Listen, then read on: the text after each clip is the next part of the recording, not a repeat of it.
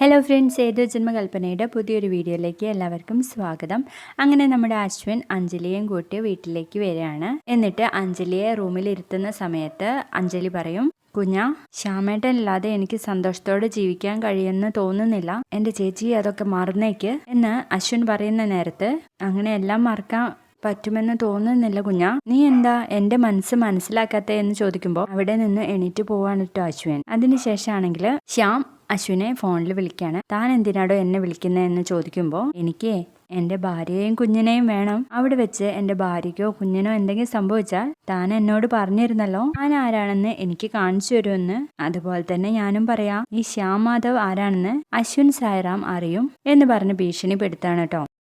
ഇതൊക്കെ കേട്ട് ദേഷ്യം പിടിച്ച് നമ്മുടെ അശ്വനാണെങ്കിൽ ശ്രുതിയെ 4 ചീത്തയൊക്കെ പറയാൻ വേണ്ടിയിട്ട് റൂമിലോട്ട് പോകുന്നുണ്ട്. എന്നിട്ട് പറയും, നീ ഒരാൾ കാരണ ഈ വീട്ടിലെ സന്തോഷവും സമാധാനവും ഇല്ലാതായത്.